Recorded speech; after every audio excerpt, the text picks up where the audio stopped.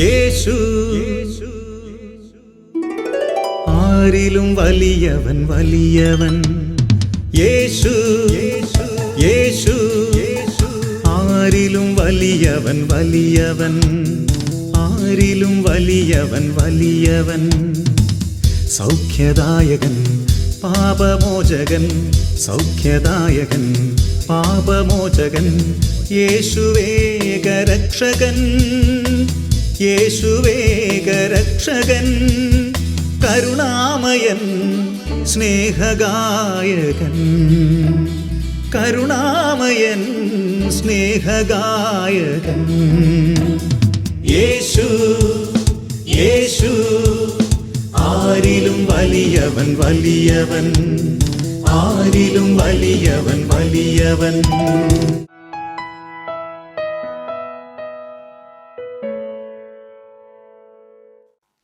Hallelujah. യേശുവേ നന്ദി, യേശുവേ സ്തോത്രം. യേശുവിൽ പ്രിയപ്പെട്ടവരെ, കർത്താവ് നമ്മുടെ മേൽ നിരന്തരം ചൊരിയുന്ന അനുഗ്രഹങ്ങൾക്കും കൃപകൾക്കും എല്ലാം നമുക്ക് നന്ദി പറയാം. നമ്മുടെ ജീവിത ഭാരങ്ങളും വിഷമങ്ങളും സങ്കടങ്ങളും ആവശ്യങ്ങളെല്ലാം ദൈവസന്നിധിയിൽ നമുക്ക് സമർപ്പിക്കാം. ഉറപ്പായിട്ടും ദൈവം നമ്മെ സഹായിക്കും. നമ്മുടെ ഞെരുക്കങ്ങളും വേദനകളും കർത്താവ് കാണുന്നുണ്ട്. കർത്താവ് അവയ്ക്കെല്ലാം ഒരു പരിഹാരമുണ്ടാക്കി തരും. ഉറപ്പാണ്, ദൈവം നമ്മളെ ഒരിക്കലും ഉപേക്ഷിക്കത്തില്ല. കർത്താവ് എൻ്റെ ഇടയനാണ്, എനിക്കൊന്നിന് കുറവുണ്ടാകത്തില്ല. കർത്താവ് എൻ്റെ ഇടയനാണ്. കർത്താവ് എന്നെ വഴി നടത്തും. കർത്താവ് എന്നെ സഹായിക്കും. കർത്താവ് എന്നെ ഉപേക്ഷിക്കത്തില്ല. എന്നെ സഹായിക്കുന്ന എൻ്റെ ദൈവം എൻ്റെ കൂടെയുണ്ട്. ഹല്ലേലൂയ. ഈ ഒരു വലിയ വിശ്വാസം നമുക്ക് ലഭിക്കാൻ വേണ്ടി ഒന്ന് സ്തുതിച്ച് പ്രാർത്ഥിക്കാം. ഹല്ലേലൂയ. പരിശുദ്ധാത്മാവേ, ഞങ്ങളുടെ വിശ്വാസത്തെ വർദ്ധിപ്പിക്കണമേ. ദൈവാത്മാവേ, ഞങ്ങളുടെ വിശ്വാസത്തെ ഉണർത്തണമേ. പരിശുദ്ധാത്മാവേ, ആത്മാവിന് ബലവും മനസ്സിന് ശക്തിയും നൽകണമേ. പരിശുദ്ധാത്മാവേ, പരിശുദ്ധാത്മാവേ, പ്രതികൂലങ്ങളെ അതിജീവിക്കാൻ കരുത്തു നൽകണമേ. എല്ലാവിധ നിരാശകളും ദുഃഖങ്ങളും ഭയങ്ങളും ഭാരങ്ങളും ഞങ്ങളെ വിട്ടുമാറട്ടെ. പരിശുദ്ധാത്മാവേ നന്ദി, പരിശുദ്ധാത്മാവേ സ്തുതി, പരിശുദ്ധാത്മാവേ ആരാധന. ഹല്ലേലൂയ. പ്രഭാഷകന്റെ പുസ്തകത്തിൽ 15-ാം അധ്യായത്തിൻ്റെ 14-15 വചനങ്ങൾ. ആദിയിൽ കർത്താവ് മനുഷ്യനെ സൃഷ്ടിച്ചു, അവന് സ്വാതന്ത്ര്യം നൽകി. ദൈവം മനുഷ്യനെ സൃഷ്ടിച്ചു, അവന് പൂർണ്ണമായ സ്വാതന്ത്ര്യം നൽകി. അപ്പോൾ ദൈവം നമുക്ക് സ്വാതന്ത്ര്യം നൽകിയിട്ടുണ്ട്. ആ സ്വാതന്ത്ര്യം എങ്ങനെ വിനിയോഗിക്കണമെന്നുള്ളത് നമ്മുടെ ഓരോരുത്തരുടെയും തീരുമാനമാണ്. വിശ്വസ്തതാപൂർവം പ്രവർത്തിക്കണമോ വേണ്ടായോ എന്ന് തീരുമാനിക്കേണ്ടത് നീയാണ്. മനസ്സ് വെച്ചാൽ നിനക്ക് കൽപ്പനകൾ പാലിക്കാൻ സാധിക്കും. അപ്പോൾ ദൈവം നമുക്ക് സ്വാതന്ത്ര്യം തന്നിട്ടുണ്ട്. ഈ സ്വാതന്ത്ര്യം പലപ്പോഴും മനുഷ്യൻ ദുർവിനിയോഗം ചെയ്യുന്നു. എല്ലാവരും ആഗ്രഹിക്കുന്നത് സ്വാതന്ത്ര്യമാണ്. പ്രത്യേകിച്ച് കുടുംബങ്ങളിൽ കുട്ടികൾ ആഗ്രഹിക്കുന്നത് സ്വാതന്ത്ര്യമാണ്. ആരും നിയന്ത്രിക്കാൻ വേണ്ട, ഞങ്ങളുടെ ഇഷ്ടം പോലെ ചെയ്യും. സ്വാതന്ത്ര്യം ആഗ്രഹിക്കുന്ന കുട്ടികൾ. യുവതി യുവാക്കന്മാർ ആഗ്രഹിക്കുന്നത് സ്വാതന്ത്ര്യമാണ്. മാതാപിതാക്കന്മാര്, ഗുരുക്കന്മാര്, മുതിർന്നവര് നല്ലത് പറഞ്ഞു കൊടുത്താൽ, പോകേണ്ട വഴികൾ പറഞ്ഞു കൊടുത്താൽ, അല്ല വിലക്കേണ്ട കാര്യങ്ങൾ വിലക്കിയാൽ അവർക്കത് ഉൾക്കൊള്ളാൻ സാധിക്കുന്നില്ല. അവരാഗ്രഹിക്കുന്നത് സ്വാതന്ത്ര്യമാണ്. ഈ സ്വാതന്ത്ര്യം എന്ന് പറയുന്നത് നമുക്ക് തോന്നുന്നത് പോലെ പ്രവർത്തിക്കുക, നമുക്ക് ഇഷ്ടമുള്ളതുപോലെ ജീവിക്കുക, അതല്ല സ്വാതന്ത്ര്യം. എത്രയോ യുവതി യുവാക്കന്മാര് അമിതമായ സ്വാതന്ത്ര്യം ഉപയോഗിച്ചുകൊണ്ട് ജീവിക്കുന്നു. വീടിൻ്റെ പുറത്തേക്ക് ഇറങ്ങിക്കഴിഞ്ഞാൽ ജോലിസ്ഥലത്ത് അല്ലെ പഠന സ്ഥലത്ത് കോളേജിലൊക്കെ അവര് എന്ത് തോന്നിവാസ ജീവിതവും നയിക്കുവാനായിട്ട് മടിയില്ലാത്ത കുട്ടികളായിട്ട് മാറുകയാണ്. അവർ സ്വാതന്ത്ര്യത്തെ ദുർവിനിയോഗം ചെയ്യുന്നു. അതുപോലെ വിവാഹ ജീവിതത്തിലേക്ക് വന്നു ഭാര്യ ഭർത്താക്കന്മാർ. ഇപ്പോൾ ഭർത്താവിനെ വഞ്ചിച്ചു പോകുന്ന ഭാര്യമാര് അവർ സ്വാതന്ത്ര്യം ദുർവിനിയോഗം ചെയ്യുക. അവർക്ക് ഇഷ്ടമുള്ള പുരുഷനോടൊപ്പം നിയമം അവർക്ക് അനുകൂലമാണ്, ചോദിക്കാൻ ആരുമില്ല. ഇതേ പുതിയ നിയമം വരുന്നു, മയക്കുമരുന്ന് അത് ഉപയോഗിച്ചാൽ തെറ്റില്ല, അത് വിറ്റാൽ കുഴപ്പമില്ല. അപ്പോൾ അമിതമായ സ്വാതന്ത്ര്യത്തിലേക്ക് മനുഷ്യൻ കടന്നു പോകുക. നിയമത്തിൻ്റെ അപ്പുറമുള്ള പ്രവൃത്തികൾ ചെയ്യാനായിട്ടുള്ള ഒരു താല്പര്യം എല്ലാവർക്കുമുണ്ട്. ഇത് നമ്മളെ അപകടത്തിലേക്ക് എത്തിക്കുക. ദൈവത്തിൻ്റെ കൽപ്പനകളും നിയമങ്ങളും പാലിക്കണമോ വേണ്ടായോ, അതിന് തീരുമാനമെടുക്കാൻ നിനക്ക് അവകാശമുണ്ട്. കാരണം ദൈവം നിനക്ക് സ്വാതന്ത്ര്യം തന്നിരിക്കുന്നു. ഈ സ്വാതന്ത്ര്യം തിന്മ ചെയ്യാനുള്ള സ്വാതന്ത്ര്യമല്ല, കുത്തഴിഞ്ഞ പാപജീവിതം നയിക്കാനുള്ള സ്വാതന്ത്ര്യമല്ല, ദൈവവചനത്തിന് എതിരായിട്ട് പ്രവർത്തിക്കാനുള്ള സ്വാതന്ത്ര്യമല്ല ദൈവം നമുക്ക് നൽകിയിരിക്കുന്നത്. സ്വാതന്ത്ര്യത്തെ നമ്മൾ തെറ്റായിട്ട് വ്യാഖ്യാനിക്കരുത്. ദൈവത്തിൻ്റെ വചനങ്ങള് കൽപ്പനകൾക്കുള്ളില് നമ്മൾ നിന്നുകൊണ്ട് നമ്മൾ പ്രവർത്തിക്കണം. മാതാപിതാക്കന്മാരെ അനുസരിച്ചുകൊണ്ട് പ്രവർത്തിക്കുന്ന കുട്ടികളായിട്ട് മാറണം. ഗുരുക്കന്മാര് പറയുന്നത് മാനിക്കുന്ന കുട്ടികളായിട്ട് മാറണം. അതാണ് യഥാർത്ഥമായ സ്വാതന്ത്ര്യം എന്ന് പറയുന്നത്. അനുസരണം സ്വാതന്ത്ര്യത്തോട് ചേർന്ന് തന്നെയുള്ള ഭാഗമാണ്. അനുസരിക്കാതിരിക്കുമ്പോൾ അത് സ്വാതന്ത്ര്യത്തിൻ്റെ മറികടക്കലായിട്ട് മാറുകയാണ്. അവിടെ എനിക്ക് ഇഷ്ടമുള്ളത് ഞാൻ ചെയ്യും, നിയമം എനിക്ക് ബാധകമല്ല, ധാർമ്മികത എനിക്ക് ബാധകമല്ല, സമൂഹത്തിൻ്റെ കാഴ്ചപ്പാടുകൾ എനിക്ക് ബാധകമല്ല, എനിക്ക് ഇഷ്ടമുള്ളത് ഞാൻ ചെയ്യും. അങ്ങനെ ജീവിക്കുന്ന വ്യക്തികളുണ്ട്. സ്വാതന്ത്ര്യമല്ലത്, അത് ശരിക്കും അടിമത്തത്തിലേക്ക് പോകുക. അവർ സാത്താന്റെ അടിമത്തത്തിൽ ജീവിക്കുന്നവരായിട്ട് മാറുകയാണ്. പുരുഷനും വിവാഹം കഴിച്ച് ജീവിക്കുന്നു, സ്ത്രീയും തമ്മിൽ വിവാഹം കഴിച്ച് ജീവിക്കുന്നു. ഇത് സ്വാതന്ത്ര്യത്തെ അവർ ദുർവിനിയോഗം ചെയ്യുന്നു. അവർ സാത്താന്റെ അടിമത്തത്തിലാകുന്നു. ദൈവവചനത്തെ അവർ ധിക്കരിക്കുന്നു. ദൈവിക നിയമങ്ങളെ അവർ കാറ്റിൽ പറത്തുന്നു. ഇതിൻ്റെ ശക്തമായ തിരിച്ചടി അവരുടെ ജീവിതത്തിൽ ഉണ്ടാകും. അവർ സാത്താന്റെ അടിമത്തത്തിലാണ്. അവരിപ്പോൾ സ്വാതന്ത്ര്യത്തിലല്ല.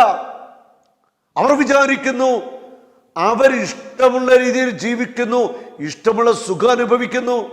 മദ്യപാനം, സ്വർഗഭോഗം, വ്യഭിചാരം, മ്ലേച്ഛതകൾ, കഞ്ചാവ് വലിക്കുന്നു. ഇതെല്ലാം ചെയ്യുന്ന വ്യക്തികൾ വിചാരിക്കുന്നു അവർ ചെയ്യുന്നത് ശരിയാണെന്ന്. യഥാർത്ഥത്തില് അവര് സാത്താന്റെ അടിമത്തത്തിലാവുകയാണ്. അവർ സാത്താന്റെ ബന്ധനത്തിലാവുന്നു. അവർ പാപത്തിന്റെ അടിമത്തത്തില് ആയിത്തീരുകയാണ്. അടിമത്തത്തിലായിരിക്കുന്ന, ബന്ധനത്തിലായിരിക്കുന്ന ഒരു വ്യക്തി, ആ വ്യക്തിയെ സ്വാതന്ത്ര്യത്തിലേക്ക് നയിക്കുവാൻ ക്രിസ്തുവിന് മാത്രമേ കഴിയത്തുള്ളൂ. അടിമത്തത്തിന്റെ നുഖങ്ങളെ തകർക്കുവാൻ, ആ സ്വാതന്ത്ര്യത്തിന്റെ ചങ്ങലകളെ പൊട്ടിക്കുവാൻ ക്രിസ്തുവിനെ കൊണ്ട് മാത്രമേ കഴിയൂ. കാരണം ക്രിസ്തുവിൻ്റെ വചനമാണ് സത്യം. ജെറമ്യ 30:8, നിന്റെ കഴുത്തിലെ നുഖങ്ങൾ ഞാൻ തകർത്ത് കളയും. നിന്റെ കഴുത്തിലെ നുഖമെന്ന് പറയുന്നത് നീ ചെയ്തു കൂട്ടുന്ന പാപങ്ങള്, അശുദ്ധി, മ്ലേച്ഛതകള്, ജഡിക പാപങ്ങള്, സ്വാതന്ത്ര്യം ദുർവിനിയോഗം ചെയ്തുകൊണ്ട് ചെയ്യുന്ന കാര്യങ്ങളെല്ലാം നിന്റെ കഴുത്തിലെ നുഖങ്ങളായിട്ട് മാറുകയാണ്. നീ ചെങ്ങലകളാൽ ബന്ധിതനാക്കപ്പെടുക. പക്ഷെ നീ പറയുന്നു ഞാൻ സ്വാതന്ത്ര്യത്തിലാണ്. മദ്യപിക്കുന്ന, പുകവലിക്കുന്ന, കഞ്ചാവ് വലിക്കുന്ന, സ്വർഗഭോഗത്തിന് അടിമയായ, എന്ത് തോന്നിവാസത്തിനും കൂട്ടുനിൽക്കുന്ന നീ പറയുന്നു ഞാൻ സ്വാതന്ത്ര്യത്തിൻ്റെ ശുദ്ധവായു ശ്വസിക്കുന്ന വ്യക്തിയാണ്. തെറ്റിപ്പോയി. നീ അടിമത്തത്തിലാണ്. സാത്താന്റെ കടുത്ത ബന്ധനത്തിൽ നീ ആയിക്കഴിഞ്ഞിരിക്കുക. സത്യം ക്രിസ്തു നിന്നെ സ്വതന്ത്രനാക്കിയാൽ മാത്രമേ നിനക്ക് സ്വാതന്ത്ര്യം ഇനി ലഭിക്കത്തുള്ളൂ. കാരണം നിന്നെ അടിമത്തത്തിൻ്റെ നുഖത്തിൻ്റെ കീഴിലാക്കിയിരിക്കുന്നത് നാരകീയ ശക്തികളാണെന്ന് നിനക്കൊരിക്കലും തിരിച്ചറിയാനായിട്ടാവില്ല. അത്രമാത്രം നിന്റെ ബുദ്ധി അന്ധകാരമായിട്ട് മാറിക്കഴിഞ്ഞിരിക്കുകയാണ്. നിന്റെ മനസ്സ് ഇരുട്ടിലാണ്. സത്യം നിനക്ക് മനസ്സിലാക്കാൻ സാധിക്കുന്നില്ല. നീ ഇപ്പോൾ വെളിച്ചത്തിലല്ല, നീ ഇരുട്ടിലാണ്. അവർ അവനോട് പറഞ്ഞു, ഞങ്ങൾ അബ്രാഹത്തിന്റെ സന്തതികളാണ്, ഞങ്ങൾ ഒരിക്കലും ആരുടെയും അടിമകളായിരുന്നിട്ടില്ല. പിന്നെ എങ്ങനെയാണ് ഞങ്ങൾ സ്വതന്ത്രരാക്കപ്പെടും എന്ന് നീ പറയുന്നത്? അവർ പറയാണ്, ഞങ്ങൾ അബ്രാഹത്തിന്റെ മക്കളാ, ഞങ്ങൾ ആരുടെയും അടിമകളായിട്ടിരുന്നിട്ടില്ല. നമ്മൾ പറയുന്നു നമ്മൾ ദൈവത്തിന്റെ മക്കളാ, ഞങ്ങൾ ആരുടെ അടിമകളല്ല. യഥാർത്ഥത്തിൽ അനേകര അടിമകളാ. ദൈവത്തിന്റെ മക്കൾ അടിമകളാ, പാപത്തിന്റെ അടിമകൾ, ആസക്തിയുടെ അടിമകൾ, നിരാശയുടെയും ദുഃഖത്തിന്റെയും അടിമകൾ, മനസ്സു തളർന്ന് ഡിപ്രഷനായി തീർന്നവർ, ആത്മഹത്യയെക്കുറിച്ച് ചിന്തിക്കുന്നവർ. ഡിവൈൻ ധ്യാന കേന്ദ്രത്തില് വീണ്ടും ധ്യാനങ്ങളൊക്കെ ആരംഭിച്ചിട്ടുണ്ട്. കഴിഞ്ഞ ദിവസം ഡിവൈനില് ഒരു ശുശ്രൂഷയ്ക്കായിട്ട് ബഹുമാനപ്പെട്ട പനക്കലച്ചൻ വിളിച്ച് അതനുസരിച്ച് ഇവിടെ ശുശ്രൂഷയ്ക്കുന്നു. അനുഗ്രഹിക്കപ്പെട്ട ശുശ്രൂഷയായിരുന്നു. കർത്താവിന്റെ വചനമൊക്കെ പ്രസംഗിച്ചു. സൗഖ്യപ്രാർത്ഥന സമയത്ത് അനേകരെ കർത്താവ് തൊട്ട് സൗഖ്യമാക്കി. ദൈവത്തിൻ്റെ പരിശുദ്ധാത്മാവ് ഇപ്രകാരം ഒരു മെസ്സേജ് നൽകി.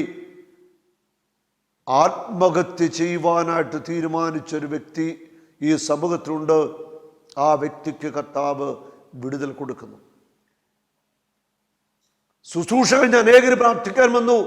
അക്കൂട്ടത്തില് ഒരു യുവാവ് യുവതിയും എൻ്റെ അടുക്കൽ വന്നിട്ട് ശബ്ദമൊക്കെ താഴ്ത്തി എന്നോട് പറയുകയാണ്, ആ ചെറുപ്പക്കാരൻ,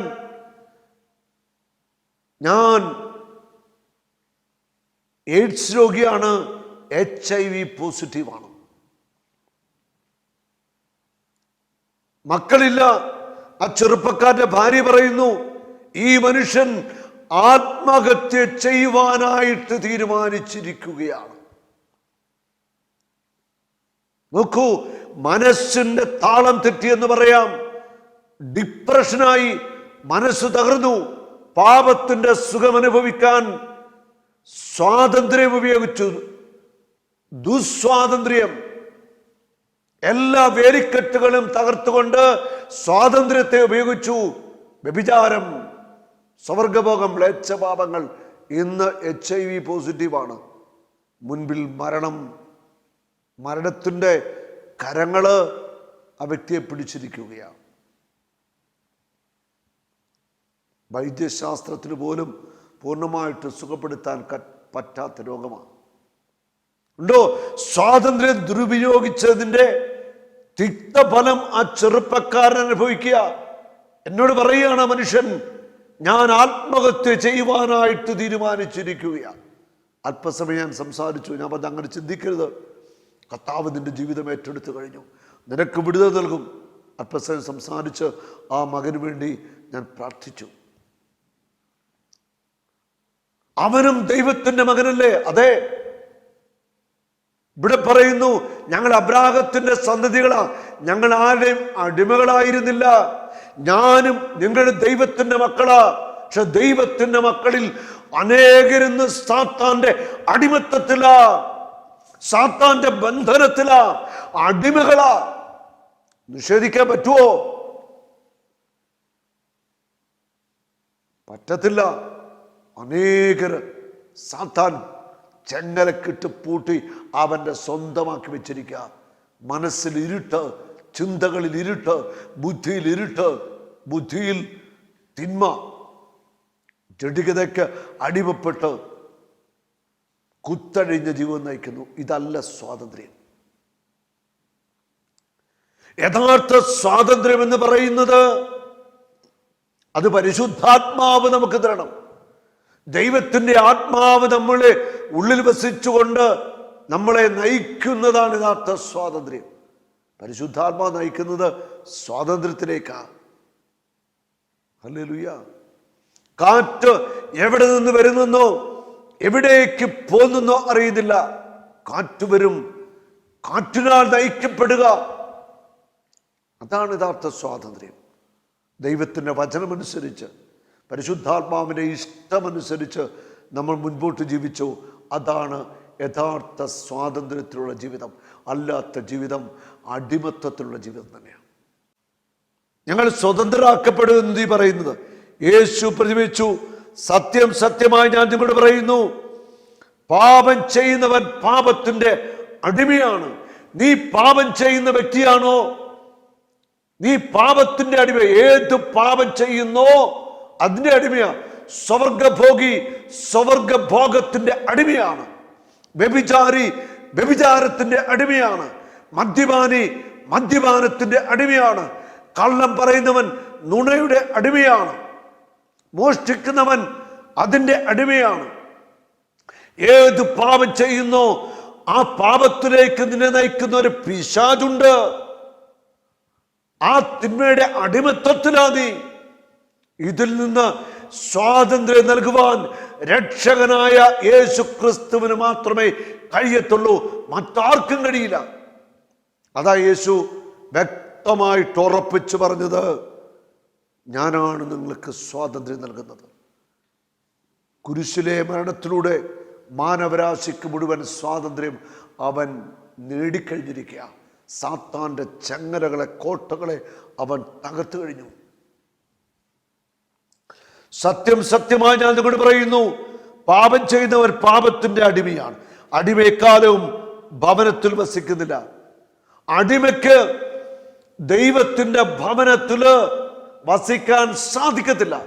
സാത്താന്റെ അടിമ സാത്താന്റെ കൂടാരത്തിലാണ്. അവന് ദൈവഭവനത്തില് വസിക്കാൻ സാധിക്കത്തില്ല. ദൈവിക സന്തോഷം അനുഭവിക്കാനും കഴിയില്ല. പുത്രനാകട്ടെ എക്കാലവും വസിക്കുന്നു. അതുകൊണ്ട് പുത്രൻ നിങ്ങളെ സ്വതന്ത്രരാക്കിയാൽ നിങ്ങൾ യഥാർത്ഥത്തിൽ സ്വതന്ത്രരാകും. അവിടെ യഥാർത്ഥമായ സ്വാതന്ത്ര്യത്തിലേക്ക് നമ്മെ നയിക്കുന്നത് യേശുവാണ്. യേശുവിൻ്റെ ആത്മാവാണ് സകല ചങ്ങലകളും തകർക്കുന്നത്. യേശുവിൻ്റെ ആത്മാവാണ് ഇരുട്ടിലേക്ക് പ്രകാശമായിട്ട് കടന്നു വരുന്നത്. യേശുവിൻ്റെ ആത്മാവ് നിന്നിലേക്ക് വരുമ്പോൾ നിന്റെ മേലുള്ള സകല പൈശാചിക ആധിപത്യങ്ങളും അവസാനിക്കുകയാണ്. പുറപ്പാട് പുസ്തകം 6-ാം അധ്യായത്തിൻ്റെ 6, 7, 8 വചനങ്ങൾ. ഇസ്രായേൽ മക്കളോട് പറയുക, ഞാൻ കർത്താവാണ്. ഈജിപ്തുകാർ ചുമത്തിയ ഭാരം നീക്കി നിങ്ങളെ ഞാൻ മോചിപ്പിക്കും. ഈജിപ്തുകാര് നിങ്ങളുടെ മേൽ ചുമത്തിയ ഭാരം നീക്കി നിങ്ങളെ ഞാൻ മോചിപ്പിക്കും. കർത്താവ് ചെയ്യുന്നു. ഇസ്രായേൽ മക്കളുടെ മേൽ ഈജിപ്തുകാർ വെച്ച എല്ലാ ഭാരങ്ങളും നുഖങ്ങളും കർത്താവ് തകർക്കുകയാ മോശയെ അയച്ചുകൊണ്ട്. സാത്താന്റെ അടിമത്തത്തിലായിരുന്ന മാനവരാശിയെ വിടുവിക്കാനായിട്ട് ദൈവപിതാവ് രക്ഷകനായ ക്രിസ്തുവിനെ അയച്ചു. ഈജിപ്തിൻ്റെ അടിമത്തത്തിൽ നിന്ന് ദൈവം അവരെ മോചിപ്പിക്കാനായിട്ട് തീരുമാനമെടുത്തു. അവിടെ എല്ലാ ഭാരവും നീക്കി ഞാൻ അവരെ മോചിപ്പിക്കും. നിങ്ങളുടെ അടിമത്തത്തിൽ നിന്ന് നിങ്ങളെ ഞാൻ സ്വതന്ത്രരാക്കും. 430 വർഷക്കാലം ഈജിപ്തിന്റെ അടിമത്തത്തിൽ നരകയാതന അനുഭവിച്ച ഇസ്രായേൽ മക്കളെ ദൈവം സ്വാതന്ത്ര്യത്തിലേക്ക് കൊണ്ടുവരിക. എല്ലാ നുഖങ്ങളും തകർത്ത് അവരെ വിടുവിക്കുക. ജെറമ്യാ 40:4 നിന്റെ കൈകളിൽ നിന്ന് ചെങ്ങലകൾ ഞാൻ അഴിച്ചു മാറ്റും. അടിമത്തത്തിന്റെ ചെങ്ങല, ജീവിത ഭാരത്തിന്റെ നുഖങ്ങൾ, പീഡനങ്ങൾ, ഇതിൽ നിന്നെല്ലാം ഇസ്രായേൽ ജനത്തെ ദൈവം മോചിപ്പിച്ചു. യേശു ക്രിസ്തുവിലൂടെ എല്ലാ നുഖങ്ങളും തകർത്തുകൊണ്ട് കർത്താവ് നമ്മളെ വിടുവിക്കുക. കൈ ഉയർത്തി അവരെ കഠിനമായി ശിക്ഷിച്ച് നിങ്ങളെ ഞാൻ വീണ്ടെടുക്കും. ഞാൻ നിങ്ങളെ എൻ്റെ ജനമായി സ്വീകരിക്കും. നിങ്ങളുടെ ദൈവമായ കർത്താവായിരിക്കുകയും ചെയ്യും. ഈജിപ്തുകാരുടെ ദാസ്യത്തിൽ നിന്ന് നിങ്ങളെ മോചിപ്പിച്ച ഞാനാണ് നിങ്ങളുടെ ദൈവമായ കർത്താവ്. ഈജിപ്തുകാരുടെ ദാസ്യത്തിൽ നിന്ന് ഞാൻ നിങ്ങളെ മോചിപ്പിക്കും. എല്ലാ കെട്ടുകളും ഞാൻ പൊട്ടിക്കും. എല്ലാ ഭാരങ്ങളും നീക്കിക്കൊണ്ട് ദൈവം തൻ്റെ ജനത്തെ മോചിപ്പിച്ച് കാനാൻ ദേശത്ത് കൊണ്ടുവന്നു. സാത്താന്റെ അടിമത്തത്തിലായിരിക്കുന്ന ദൈവത്തിൻ്റെ സ്വന്തം ജനത്തെ വിടുവിക്കുവാനായിട്ട് ദൈവം ആഗ്രഹിക്കുന്നു. അതിനുവേണ്ടി ദൈവത്തിൻ്റെ വചനം ശക്തമായിട്ട് ലോകമാസകലം പ്രഘോഷിക്കപ്പെടണം. ദൈവത്തിൻ്റെ വചനം കടന്നു ചെല്ലുമ്പോൾ എല്ലാ ചങ്ങലകളും തകർക്കപ്പെടുന്നത്,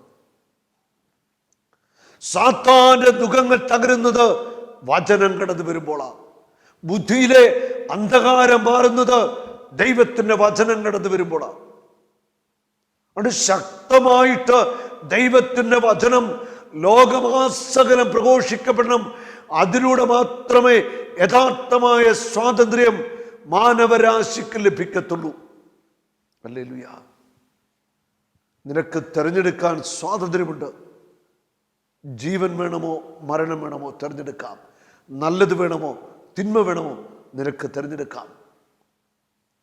തെരഞ്ഞെടുപ്പിന്റെ സ്വാതന്ത്ര്യം നീ ദുർവിനിയോഗം ചെയ്യരുത്. ഹല്ലേലൂയ. കർത്താവ് നമ്മളെ ഓർമ്മിപ്പിക്കുക. ഓരോ വിശ്വാസിയുടെയും ഏറ്റവും വലിയ ഉത്തരവാദിത്വമാണ് ദൈവത്തിൻ്റെ വചനം അനേകരിലേക്ക് എത്തിക്കുക. കർത്താവിൻ്റെ ഈ ജീവന്റെ സുവിശേഷം ലോകം മുഴുവൻ എത്തിക്കുക. ഈ സുവിശേഷം എത്തിക്കാതെ സാത്താന്റെ അടിമത്തത്തിൽ നിന്ന് മാനവരാശിക്ക് മോചനത്തിന് വേറെ ഒരു എളുപ്പ വഴിയില്ല. അതാണ് യേശു തന്റെ ശിഷ്യന്മാരോട് പറഞ്ഞത്, ലോകമെങ്ങും പോയി സകല സൃഷ്ടികളോടും സുവിശേഷം പ്രസംഗിക്കുക. ഈ ജീവന്റെ വചനങ്ങള് മാനവരാശിയോട് മുഴുവൻ പ്രസംഗിക്കണം. എല്ലാവരും ഈ വചനം കേൾക്കണം. അതിനുള്ള വഴികൾ നമ്മൾ കണ്ടെത്തണം. എല്ലാ മാധ്യമങ്ങളും സോഷ്യൽ മീഡിയയും ശക്തമായിട്ട് നമ്മൾ ഉപയോഗിക്കണം. ജീവന്റെ സുവിശേഷം മാനവരാശിയെ ബന്ധനത്തിൽ നിന്ന് വിടുവിക്കുന്ന ഈ സത്യത്തിന്റെ സുവിശേഷം ലോകം മുഴുവൻ അറിയണം. അറിഞ്ഞേ പറ്റൂ. അതിനുവേണ്ടി നമ്മൾ അധ്വാനിക്കണം. അതിനുവേണ്ടി പരിശ്രമിക്കണം. ദൈവത്തിൻ്റെ വചനമാണ് സ്വാതന്ത്ര്യം നൽകുന്നത്. ദൈവത്തിൻ്റെ വചനമാണ് സകല കെട്ടുകളും പൊട്ടിച്ച് വിടുതൽ നൽകുന്നത്. സ്വാതന്ത്ര്യം എന്ന് പറയുന്നത് അത് ക്രിസ്തു തരുന്ന ആ ഒരു വിടുതലാണ്. ക്രിസ്തു തരുന്ന ആ ഒരു മോചനമാണ് യഥാർത്ഥമായ സ്വാതന്ത്ര്യം. അതിലേക്ക് നമുക്ക് വരാം. ഗലാത്യ ലേഖനത്തിൽ 5-ാം അധ്യായത്തിൻ്റെ 1-ാമത്തെ വചനം പറയുന്നു, സ്വാതന്ത്ര്യത്തിലേക്ക് ക്രിസ്തു നമ്മെ മോചിപ്പിച്ചു. യഥാർത്ഥത്തിൽ യേശുവിൻ്റെ പീഡാസഹനം, കുരിശുമരണം, ഉയർപ്പിലൂടെ യഥാർത്ഥ സ്വാതന്ത്ര്യം നമുക്ക് ലഭിച്ചു കഴിഞ്ഞു. പക്ഷേ സ്വാതന്ത്ര്യത്തിലേക്ക് വന്ന് നമ്മൾ വീണ്ടും പാപം ചെയ്ത് പാപത്തിൻ്റെ അടിമത്തത്തിലാകുന്നു. അങ്ങനെ വീണ്ടും സാത്താൻ നമ്മുടെ മേൽ ആധിപത്യം ഏറ്റെടുക്കുകയാണ്. അതുകൊണ്ട് നിങ്ങൾ സ്ഥിരതയോടെ നിൽക്കുവിൻ. ദൈവത്തിൻ്റെ വചനത്തിൽ, കൂദാശ ജീവിതത്തിൽ, പ്രാർത്ഥനയിൽ സ്ഥിരതയോടെ നിൽക്കുവിൻ. അപ്പോൾ സാത്താൻ നിങ്ങളെ കീഴ്പ്പെടുത്തില്ല.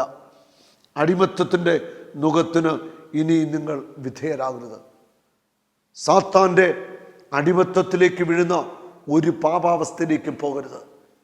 തീഷ്ണമായി പ്രാർത്ഥിക്കാം, കർത്താവിനെ ആരാധിക്കാം, വചനം പഠിക്കാം, വചനം പ്രഘോഷിക്കാം. എല്ലാ ചങ്ങലകളും യേശുവിൻ്റെ നാമത്തിൽ തകരട്ടെ. ഒരു നിമിഷം നമുക്ക് പ്രാർത്ഥിക്കാം. കർത്താവായ യേശുവേ, അങ്ങയുടെ പരിശുദ്ധ നാമത്തിൽ പ്രാർത്ഥിക്കുന്നു. മാനവരാശിയുടെ മേൽ സാത്താനിട്ട സകല ചങ്ങലകളും തകർക്കണമേ. ദൈവജനം സാത്താൻ്റെ അടിമത്തത്തിലേക്ക് പോകുന്നു. ബുദ്ധി അന്ധകാരമായിട്ട് മാറുന്നു. പാപത്തിൻ്റെ അടിമത്തത്തിൽ കഴിയുന്ന ദൈവത്തിൻ്റെ ജനത്തെ വിടുവിക്കണമേ. സ്വയംഭോഗം, സ്വർഗഭോഗം, വ്യഭിചാരം, മ്ലേച്ഛ പാപങ്ങൾ, അശുദ്ധി, അധാർമികത ജീവിക്കുന്ന ദൈവജനത്തെ കർത്താവെ വിടുവിക്കണമേ. അങ്ങയുടെ പരിശുദ്ധാത്മാവിനെ അയക്കണമേ. സാത്താൻ്റെ എല്ലാ ചങ്ങലകളെയും തകർത്ത് ദൈവജനത്തെ യഥാർത്ഥ സ്വാതന്ത്ര്യത്തിലേക്ക് നയിക്കണമേ. കർത്താവെ, അങ്ങയുടെ രക്തം കൊണ്ട് അഭിഷേകം ചെയ്യണമേ. യേശുവേ സ്തോത്രം, യേശുവേ നന്ദി, പരിശുദ്ധാത്മാവേ നന്ദി, പരിശുദ്ധാത്മാവേ സ്തുതി. ആമേൻ. യേശുവേ യേശുവേ നീ മാത്രം ഉന്നതൻ. യേശുവേ യേശുവേ നീ മാത്രം രക്ഷകൻ.